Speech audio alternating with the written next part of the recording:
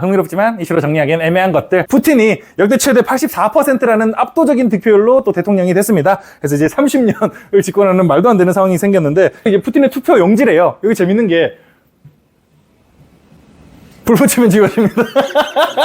다시 보실래요? 불 붙이면 지워지는 투표용지. 참 재밌습니다.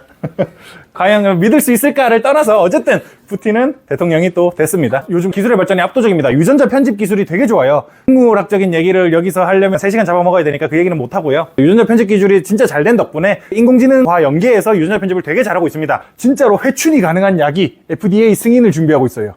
그래서 늙음을 걱정할 필요가 없어지는 사회가 가까워오고 있습니다. 저도 이제 애 늦게 나서 조졌다 이거 어떡하지라 걱정을 하고 있었는데, 돈만 있으면 뭐 젊어져서 키우면 되겠네 라고 생각을 하고 있습니다. 하인리 법칙이라고 들어보셨나요? 한 번의 큰 사고 이전에는 수십 번의 경미한 사고가 생기고 수백 번의 징후가 보인다라는 하인리 법칙인데, 최근에 이제 연도별 정전 건수를 보면 한전에서 정전 건수가 되게 많이 증가하고 있습니다.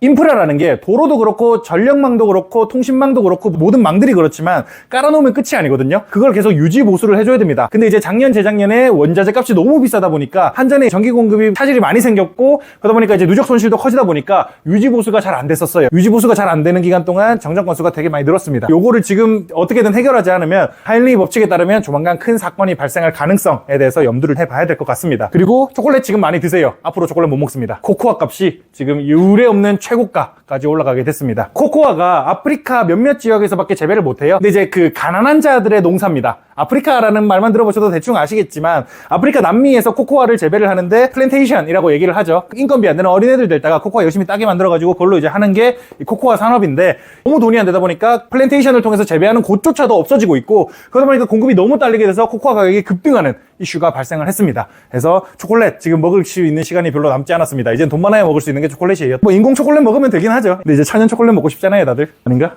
저는 마차이 잘 모르긴 합니다.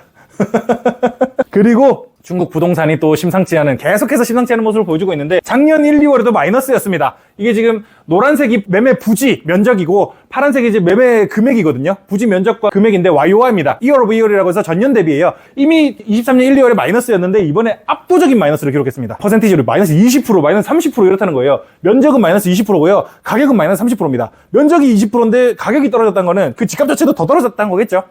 그리고 기업들의 부동산 투자도 이미 1, 2월에 마이너스 15%였는데 여기서 더 떨어졌습니다. 지금 심각할 정도로 중국의 부동산 침체가 어마어마한 상황이다 라고 말씀을 좀 드릴 수가 있겠고요. 자, 이제 10주차 이슈 리뷰에서도 말씀드렸지만 요 문제들을 외부의 책임으로 돌릴 가능성이 없지 않다라고 말씀을 드릴 수가 있겠습니다. 특히나 이제 독재자 입장에서는 더더욱 그럴 가능성이 높다라고 생각을 하고 있고요. 여기까지가 제가 이번 주에 준비한 이슈고, 이번 주 주목할 만한 지표로는 중국의 산업생산 발표가 있었습니다. 예상치보다 좀 높게 나왔고요. 유로존의 소비자 물가지수는 그냥 예상치 그대로 나오게 됐습니다. 일본은행 오늘 기준금리 결정이 12시에 있습니다. 20년물 채권 입찰, 이제 LPR 금리, 중국의 기준금리죠. 기준금리 결정이 있겠고, 영국의 소비자 물가지수, 미국의 원유재고, 또 목요일에 미국의 기준금리 결정이 있겠습니다. 또 중요한 이슈가 2개나 있죠. 그리고 이제 영란은행도 기준금리 결정이 있고, 한국의 생산자 물가지수 발표가 있겠습니다. 다음 주에는 미국의 GDP 4분기 확정치 발표가 있겠고, 큰 이변은 없지 않을까라는 생각을 개인적으로는 하고 있는데, 어쨌든 한국의 산업생산, 미국의 PCE 물가, PCE 물가라는 게 다들 이제 CPI를 얘기 많이 하는데,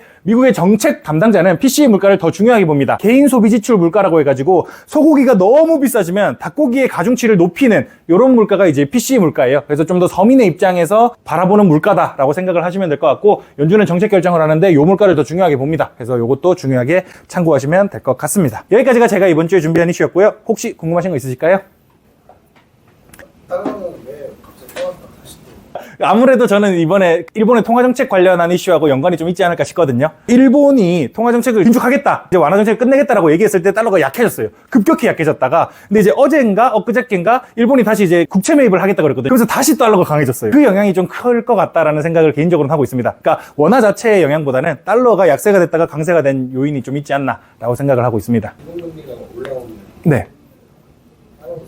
상대적으로 엔화 대비해서는 싸질 가능성이 크죠. 근데 이제 원화 가치가 어떻게 될지 고민해 봐야 되는 거다 보니까 달러 인덱스 자체는 떨어질 가능성이 높아요.